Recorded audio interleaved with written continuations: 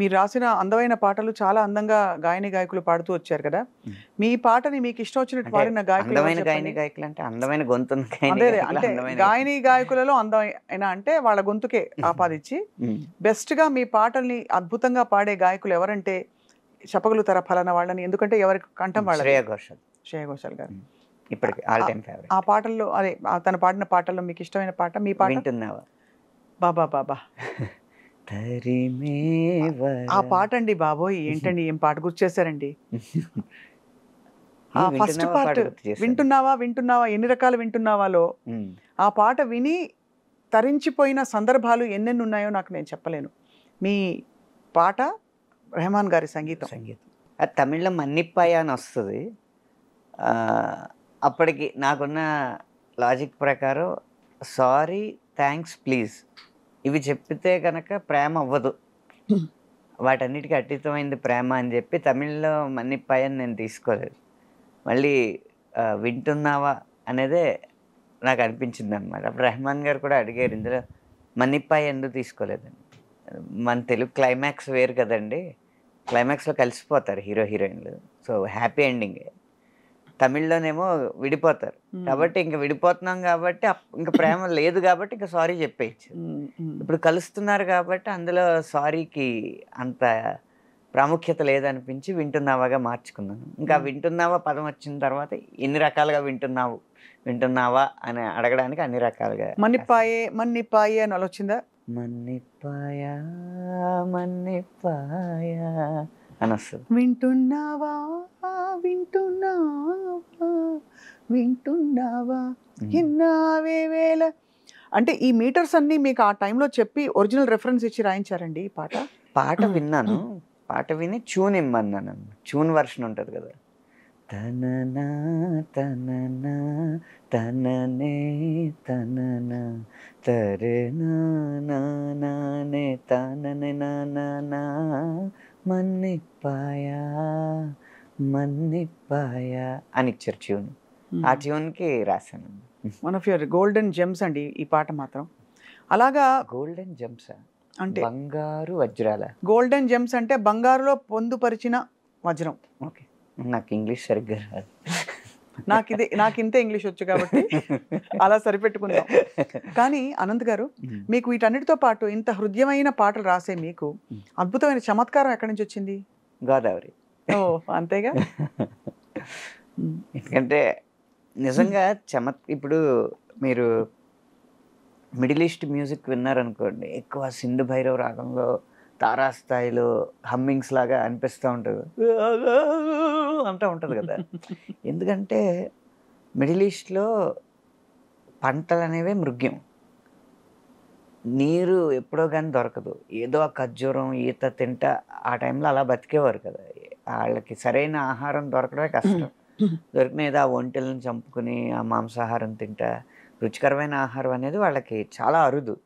So, ఆకలి బాధలు ఎక్కువుంటాయి. ఆ సంగీతం కూడా అక్కడ అలాగే ఉంటది. గోదావరి ఉంది. ముఖ్యంగా మా కడుపు నిండిన బేరం మాదైతే. డబ్బుండదేమో గానీ, అన్నానికి లోటుండదు. ఇప్పుడు కడుపు ఖాళీగా ఉందనుకోండి, దాని ఒక్కదాని మీదే దృష్టి ఉంటది. కడుపు నిండాక 100 ఆటిల మీదకెళ్తది దృష్టి. అందులో కొంచెం కారం కూడా లోటు లేనప్పుడు ఎటకారం ఒకటి బయటకొస్తది. సో, కారం, ఎటకారం, మమకారం అన్నీ ఎక్కువే మీకు. అంతేగా గోదావరి జిల్లాలో? సో, మీరు రాస్తూ వచ్చిన పాటల్లో మీకు బెస్ట్ కాంప్లిమెంట్స్ అందిన పాట ఏది అంటే 'తాను నేనువే' కదా? అన్ని రెహమాన్ గారి పాటలే మీకు ఎక్కువ కుదురుకున్నాయనొచ్చా? అలా ఏం లేదండి. ఇప్పుడు 'ఎటో వెళ్ళిపోయిన మనసు' సినిమా ఉంది కదా! ఇళయరాజా గారిది అది మ్యూజిక్.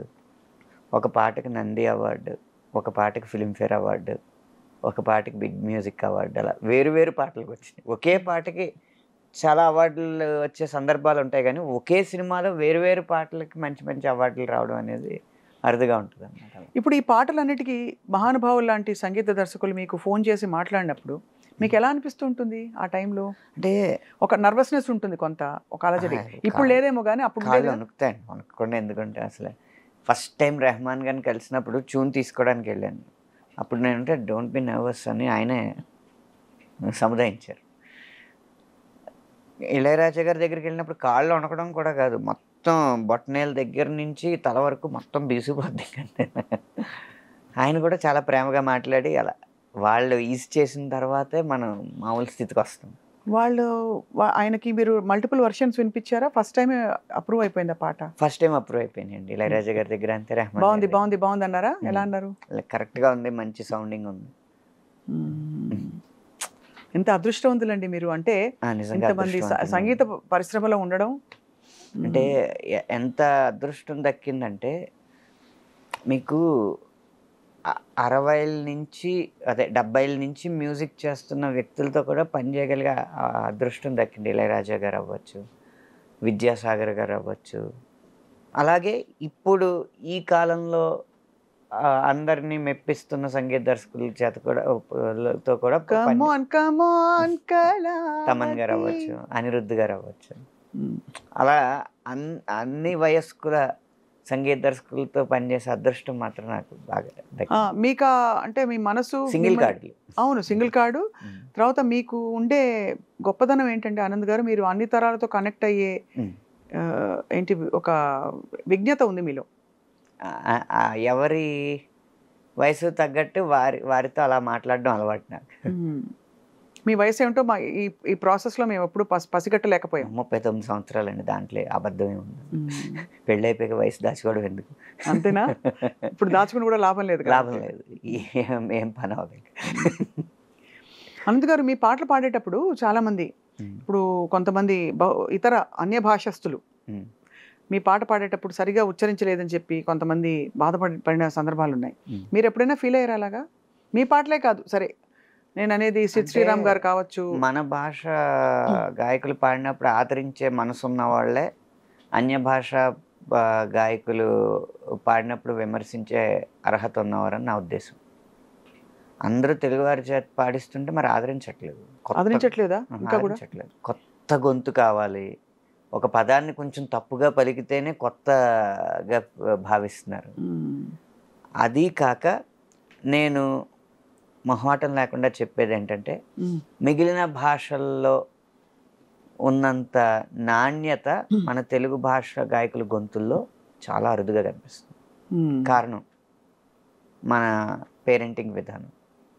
ఎవరు చిన్నప్పటి నుంచి ఇటు గాయకుడు అవ్వాలని చెప్పి తన పిల్లల్ని పెంచట్లేదు. ఇది సెకండరీగా ఉంచు, ముందు ఐఐటి కొట్టు, లేకపోతే మెడిసిన్ కొట్టు, అన్నీ కొట్టుకుని పుస్తకాలు వేసుకుని ఎత్తినేసి కొట్టుకో, ఇవన్నీ చెప్పిన తర్వాత వాడి సహజ సిద్ధంగా ఉన్న ఆశయానికి సెకండ్ ప్రిఫరెన్స్ ఇమ్మని, ఈ సమాజం మెచ్చే ఆశయం వైపు ఫస్ట్ ప్రిఫరెన్స్ ఇచ్చి కృత్రిమంగా ఆశయాన్ని జొప్పించి దాని తపస్సు దాని వైపు చేయించి ఒక 18 సంవత్సరాలు 25 సంవత్సరాలు వచ్చిన తర్వాత వాళ్ళ సమాజానికి అనుకున్నది, తల్లిదండ్రులు అనుకున్నది ఆడు సాధించిన తర్వాత ఆడిని సాఫ్ట్వేర్ ఇంజనీర్నో లేకపోతే డాక్టర్నో ఒక కార్పొరేట్ గాయన చేసిన తర్వాత ఇప్పుడు కావాలంటే నువ్వు ఏదైనా చేసుకోండి, ఇంకేం చేస్తాడు?